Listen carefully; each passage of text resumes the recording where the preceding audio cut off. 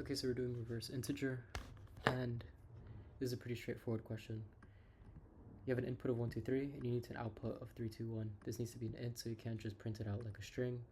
So the first thing you need to do is create result, which equals 0. This is just a placeholder for now. And we're going to do a while loop. So within this while loop, we need to create a variable called digits. Let's just call it digits. And this is going to store a value. And this represents the value that we're currently at in the while loop, okay? So if we're rebuilding something from 1, 2, 3, we need to target that 3 first. So how would we get that? We'd have to divide it by 10 and then the remainder. So it would be x mod of 10. We then need to iterate our x to get the 10. Think about it like being in the tens place. And then we need to update our result to now equal result times 10 plus digits.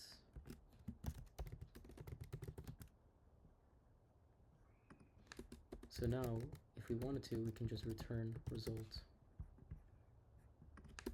right? Make sure that x is just an absolute, make sure it's a positive. And so what happened here, let's run it. What happened here is we would only get case 1 and case 2 correct. And why is that? That's because in case 2, our output is supposed to be a negative, but it's a positive. So this is a very simple workaround.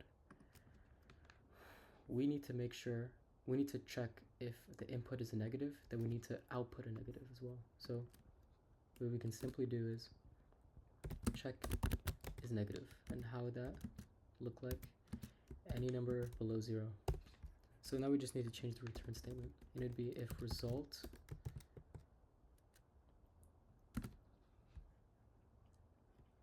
our result should return of a negative if it is negative. So that would look like return times -1, which would convert our result to a negative if is negative.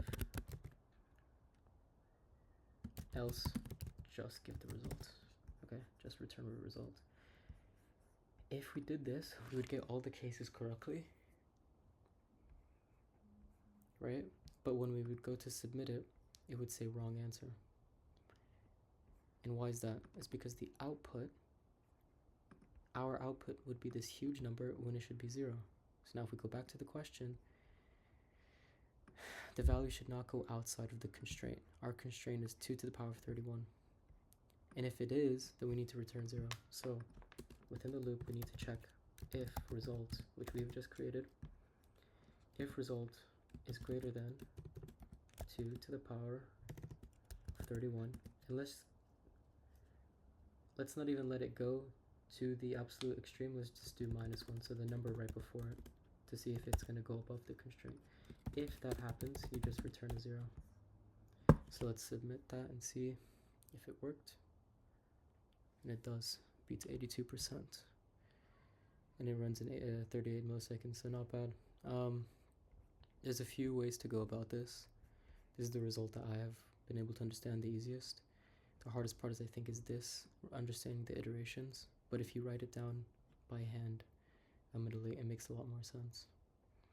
And then just having these little constraints here, like making sure, this is usually why I add these at the end, because I need to like work through the logic of the while loop first, and then I can, make it look pretty afterwards to account for constraints. So thank you.